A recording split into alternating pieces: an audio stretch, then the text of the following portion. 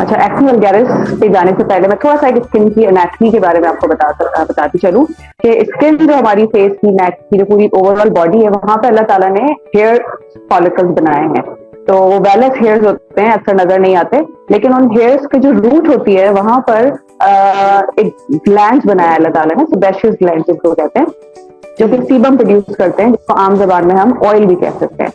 तो वो अक्सर एक्ने में क्या होता है कि वो ऑयल प्रोडक्शन ज्यादा हो जाती है हेयर फॉलिकल्स के रूट में। जब वो ऑयल प्रोडक्शन ज्यादा होती है, वहां पे स्किन के डेब्रिस सब जमा होते हैं, तो जब उसमें बैक्टीरिया की ग्रोथ होने लगती है तो वो एक्ने को प्रोड्यूस करता है। अच्छा, एक्ने की भी बहुत सारी टाइप्स हैं, जिसमें इन्फेंटाइल एक्ने है, एक्ने कॉन्ग्लोबेटा हो सकता है, और बहुत सारी दूसरी टाइप्स है।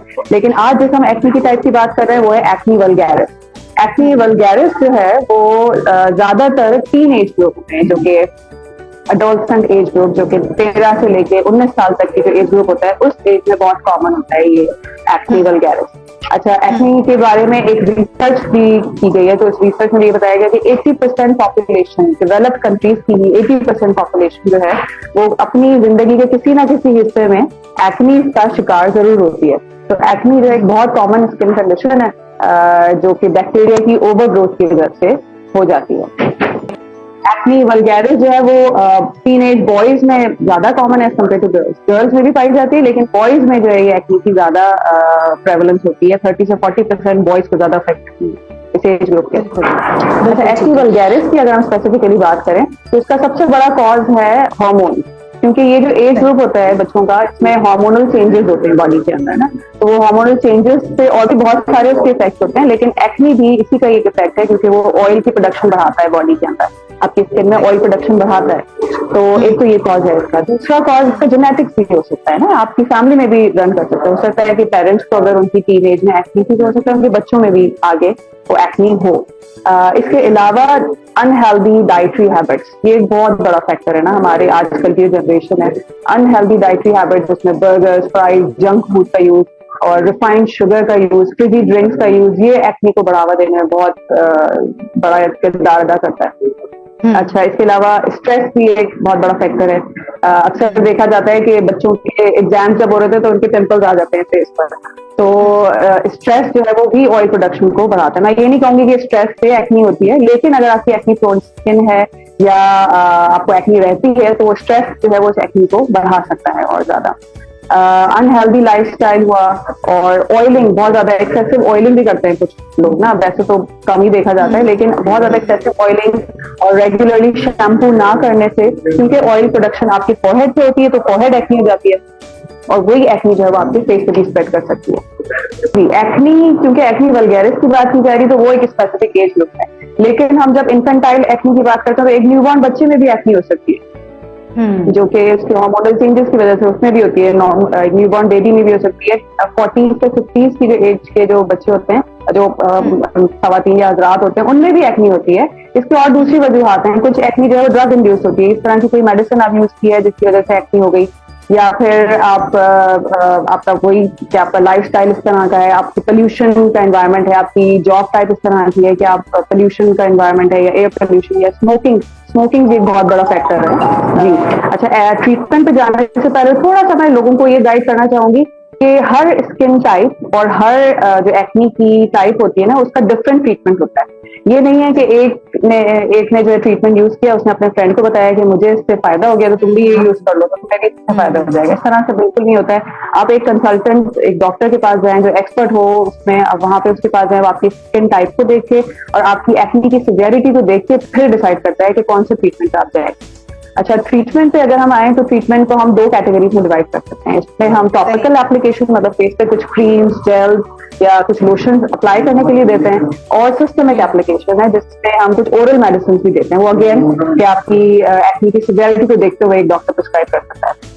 अच्छा, टॉपिकल एप्लीकेशंस पे अगर हम जाएं, जिसमें हम फेस पे अप्लाई करने के लिए जेल्स वगैरह देते हैं, तो उसमें हमारे पास बेंजोइल पेरोक्साइड है, उसमें अज़ैलिक एसिड है, सैलिसिलिक एसिड है, और हम टॉपिकल एंटीबायोटिक्स भी प्रिस्क्राइब करते हैं। अच्छा, उसका भी बहुत अच्छा रिजल्ट आता है। कुछ विटामिन ए डेरिवेटिव्स होते हैं, या जिनको टॉपिकल रेटिनॉइड्स कहा जाता है, इनका भी ट्रीटमेंट शुरू कर सकते हैं हम इससे भी। लेकिन इसमें ये होता है कि थोड़ा सा इसके साइड इफेक्ट्स होते हैं कि इसको यूज करने के कुछ अरसे के बाद जो है ना आपको लगता है कि एक्नी और ज्यादा आ गई है, तो उस वक्त उस एक्नी को उस एक्नी को देख के आप ट्रीटमेंट को छोड़ दें, ये सबसे बड़ी गलती होती है, क्योंकि इससे पर्जिंग होती है इस ट्रीटमेंट से।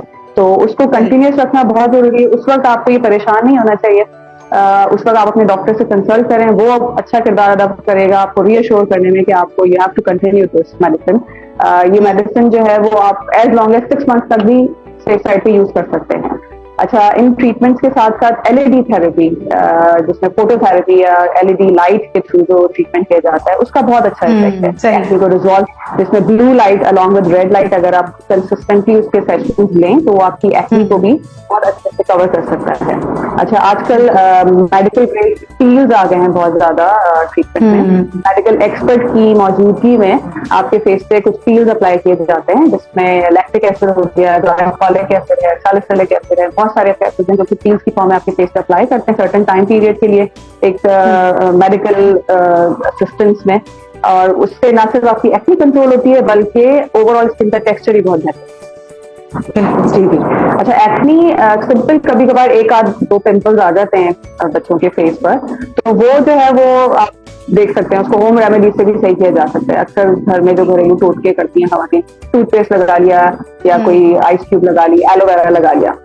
लेकिन एक्नी वल्गैरिस की जो एक्नी होती है वो बहुत पेनफुल, और उसमें आपको कुछ पस्ट्यूल्स फील होंगे ना, व्हाइट पस फिल्ड एक्नी होती है और बहुत पेनफुल भी होती है। तो पेनफुल एक्नी को आप लेकर अगर घर में बैठेंगे तो कोई फायदा नहीं है उसका, वो होम रेमेडी से भी सही नहीं होगा। ये नहीं है कि आप उसको कुछ हद तक कंट्रोल कर सकते हैं, लेकिन असल जो ट्रीटमेंट है ना वो आपको एक डॉक्टर, एक एक्सपर्ट ही बता सकता है। देखिए, एक बहुत बड़ा कॉम्प्लिकेशन है ये एक्नी की, साइकोलॉजिकल डिस्टर्बेंस, डिप्रेशन, डिस्मॉर्फोफोबिया भी जिसको कहा जाता है, कि बच्चे जो है वो उस वक्त इतनी एक्ने उनके फेस पे भरी हुई होती है तो वो बाहर जाने से कतराने लगते हैं।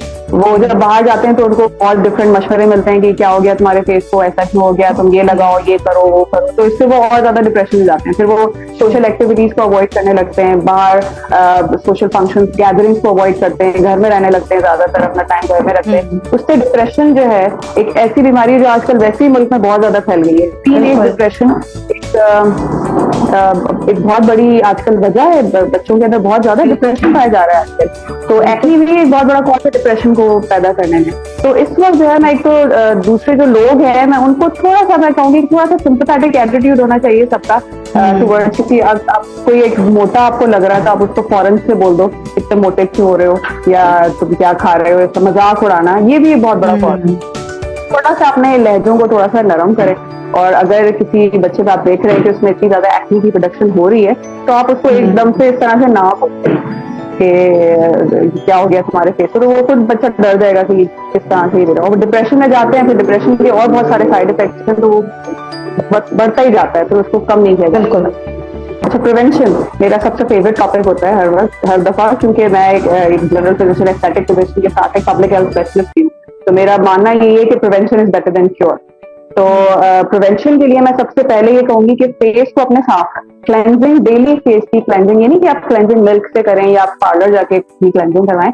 एक जेंटल क्लेंजर फेस वॉश, एक अच्छी क्वालिटी का, वो आप जरूर यूज करें, अपने फेस को साफ रखें। एक अच्छा स्किन केयर प्रोडक्ट जो है वो आपकी स्किन को बहुत बेहतरी की तरफ लेके जा सकता है। एक ओवर द काउंटर जो थोड़े से चीप प्रोडक्ट मिलते हैं, या कोई फाउंडेशन इस तरह की यूज करना आपकी स्किन को खराब कर सकता है। तो एक बेहतर स्किन केयर प्रोडक्ट, उसके इंग्रेडिएंट्स को चेक करें कि अगर आपकी एक्नी प्रोन स्किन है तो आप नॉन ऑयली या नॉन कमेडोजेनिक इस तरह का कॉस्मेटिक्स यूज करें।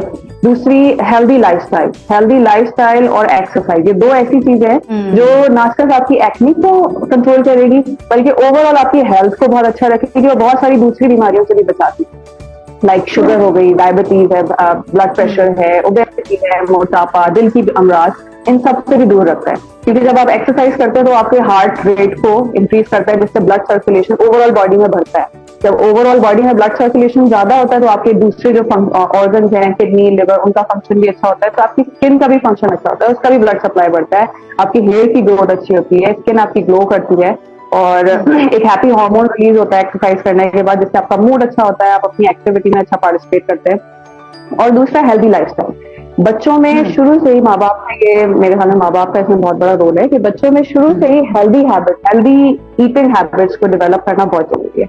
मैं ये नहीं कहती कि जंक फूड को बिल्कुल बंद करते हैं, लेकिन वंस अ वीक, ज्यादा से ज्यादा ट्वाइस अ वीक जरूरी है। लेकिन इसके अलावा ये फ्राइज, बर्गर्स, फिजी ड्रिंक्स, इनका इंटेक बहुत लिमिट करें बच्चों में शुरू से ही। और